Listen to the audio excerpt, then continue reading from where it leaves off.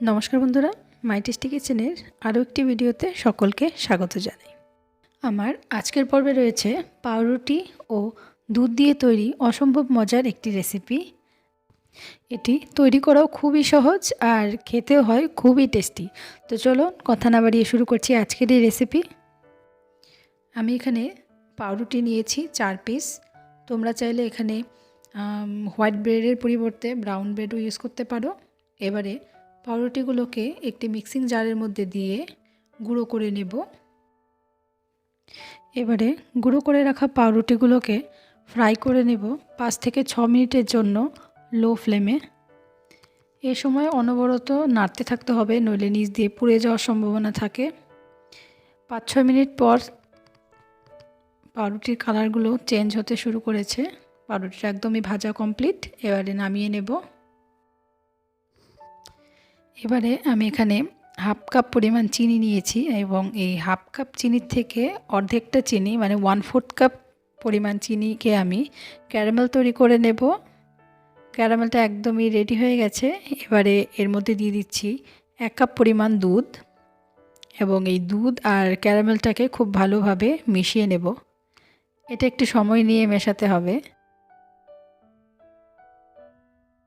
ক্যারামেলটা দুধের সঙ্গে যখন মিশে যাবে এই সময় দিয়ে দেব 2টো এলাচকে থেতো করে, এতে গন্ধটা খুব সুন্দর বেরোবে। এবারে দিয়ে দিচ্ছি আগে থেকে ভেজে রাখা পাউরুটির গুঁড়োগুলো এবং খুব ভালো করে দুধের সঙ্গে মিশিয়ে নেব। এবারে দিয়ে দেব বাকি 1/4 কাপ পরিমাণ চিনিটা আর খুব ভালো করে মিশিয়ে নেব। মেশাতে মেশাতে দেখা যাবে চিনিটা একদমই গলে গেছে। এই পর্যায়ে দিয়ে দেব হাফ কাপ পরিমাণ গুঁড়ো দুধ। এখানে আমি আমুলের গুঁড়ো দুধটা ব্যবহার করেছি, তো আপনারা যে কোনো অন্য ব্র্যান্ডের দুধও এখানে ব্যবহার করতে পারেন। এবারে গুঁড়ো দুধ দিয়েও খুব ভালো করে মিশিয়ে নেব। গুঁড়ো দুধ দিয়ে ভালো করে মেশানো হয়ে গেছে। এবারে দিয়ে দিচ্ছি আমি 1 কাপ পরিমাণ লিকুইড দুধ এবং লিকুইড দুধটা দিয়ে খুব ভালোভাবে মিশিয়ে নেব। এ সময় গ্যাসের ফ্লেমটাকে লোতে রাখতে হবে এবং নাড়তে নাড়তে দেখা যাবে যে মিশ্রণটা কড়াইয়ের গা ছেড়ে দিয়েছে এবং মিশ্রণটা আঠালো হয়ে গেছে। এই পর্যায়ে গ্যাসটাকে বন্ধ করে দেব এবং এই মিশ্রণটাকে একটি পাত্রে সেট করে নেব। তার জন্য একটি পাত্রের মধ্যে আমরা ঘি ব্রাশ করে নেব বা এখানে অয়েল ব্রাশও করে নিতে পারেন। এবারে খুব ভালো করে স্প্যাচুলার সাহায্যে সেট করে নেব আর এই মিশ্রণটাকে এখন 2 ঘন্টার জন্য আমরা ফ্রিজে রেখে দেব। ফিরে এলাম 2 ঘন্টা পর। এবারে এটাকে ডিমোল্ড করে নিচ্ছি। বন্ধুরা, আমি এই রেসিপিটির নাম দিয়েছি দুধ পাউরুটির সন্দেশ।